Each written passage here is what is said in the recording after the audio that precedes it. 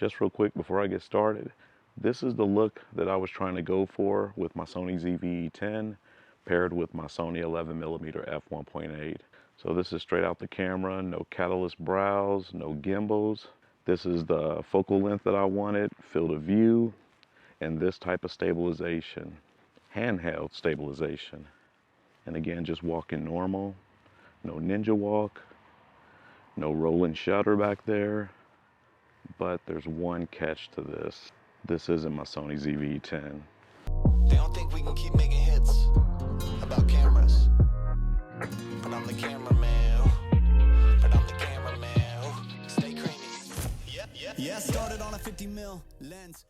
Hey, if this is your first time coming to the channel, I'd like to welcome you. This is Lessons Learned with Cameras. My name is Willie. So not too long ago, I picked up the Viltrox 13mm f1.4 for the Sony E-mount system. The reason I went ahead and went through with that purchase, even after buying the Sony 11mm f1.8, is because I wasn't totally satisfied with the results I was getting with my 11mm, and I wanted to see if I could rectify some of the problems that I noticed by purchasing the Viltrox 13mm f1.4. Don't get me wrong, I love that little 11mm f1.8, but there are some additional steps you're going to have to pursue when trying to shoot video when it comes to addressing the issues of the rolling shutter and the shaky video footage. Therefore, that's what led me to the purchase of this particular lens. So the Viltrox 13mm f1.4 is an ultra-wide prime lens designed for the APS-C format Sony E-mount mirrorless camera system. It has a 20mm full-frame equivalent, a bright 1.4 maximum aperture suited for working in difficult lighting conditions. It has 14 elements, 11 grooves, providing a sophisticated optical design. Now, I haven't owned this lens that long, but during the time that I've had it, I have been able to figure out some of the pros and cons with using the Viltrox 13mm. The first pro being the build quality. It's all metal and glass and it feels very premium in your hand. The autofocus is sharp and it has no problem with losing focus. Minimum to no focus breathing. There's no pulsating in the sunlight. One of the problems I've had with my 16mm Sigma is that I always had a problem with the focus breathing, whether it was sunlight or if it was in extreme low light conditions. Price. The Viltrox 13mm comes in at $429 US, whereby most of its competition except for one comes in at a higher price point. Versatility with the focal length. That's what makes this lens really competitive when it comes to competing with some of the higher quality price prime lenses, especially in the full frame category. Weight. Now, since it is a lens that's made of primarily metal and glass, it does help with the stability of the lens, especially when you're dealing with a camera like the ZV-E10 that has this digital active stabilization in it, or if you're dealing with a camera that has crappy IBIS. Now onto the cons. These cons aren't in no particular order. Some of them may pertain more to your video needs than mine, but they're still cons overall. First one being, there's no optical steady shot or stabilization built into the lens itself. That would help out a lot with getting rid of some of the jitters, dealing with some of the rolling shutter. But overall, I don't know too many prime lenses that has optical steady shot built into them. And if it did, I couldn't imagine what the weight would be of that particular lens.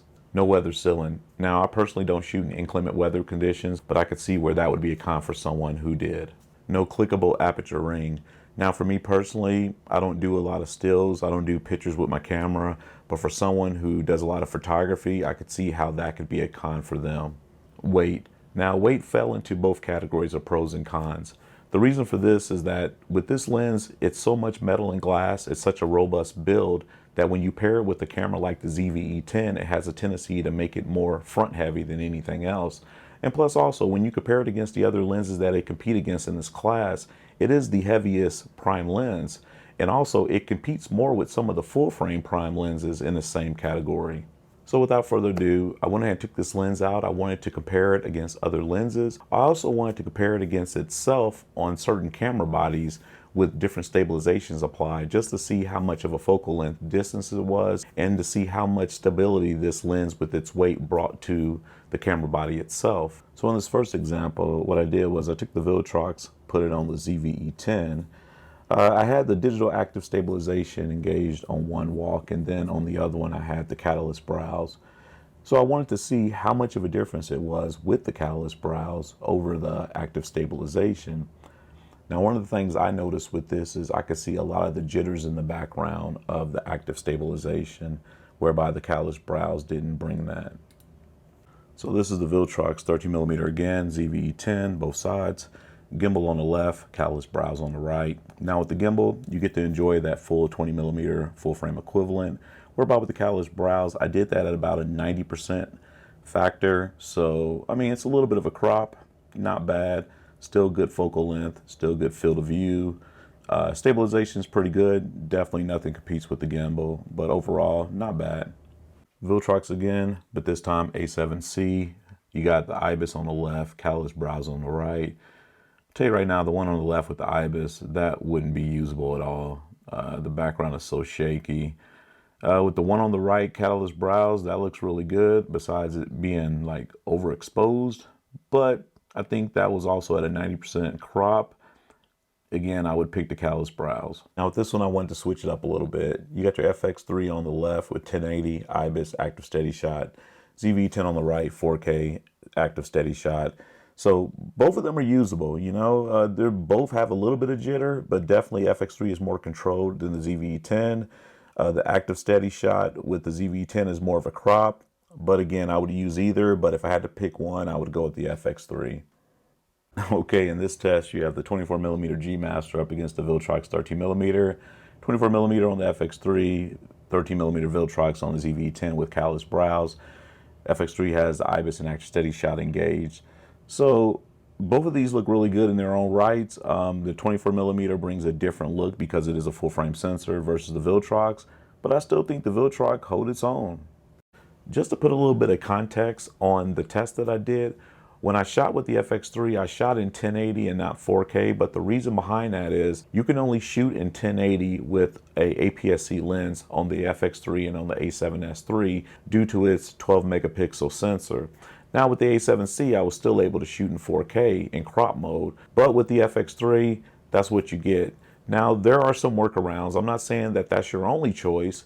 You can go ahead and shoot in 4K still, but you're going to have this black circle around the outside, this dark vignetting. So there's people that shoot like that, and there's ways to remove it. You can use your clear image zoom, or you can do it in post. I just purposely choose to use the 1080 because my eyes aren't that good where I can see when I've zoomed in enough to get rid of the vignetting.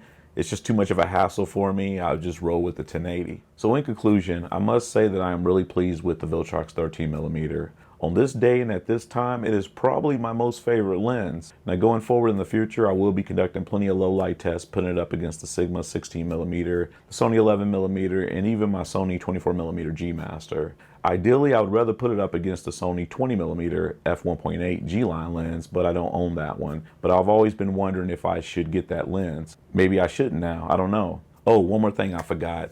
The autofocus motors on the Viltrox. I should have put this in as a con, it just slipped my mind. But I noticed that the autofocus motors are relatively loud. And what I mean by that is if you use an onboard audio, you may want to be wary of that, or if you're using a shotgun mic, it may pick it up. But me, I use external wireless audio for the most part if I'm doing anything serious. But it's just something that I noticed, and I only noticed it when I was transporting my ZV-E10 with it attached, and I was carrying the cameras outside and it was trying to acquire focus everywhere. And I could hear the motors and I could even feel it in my hand because my hand was around the lens. So again, just something I thought I would mention, just didn't want to leave it out.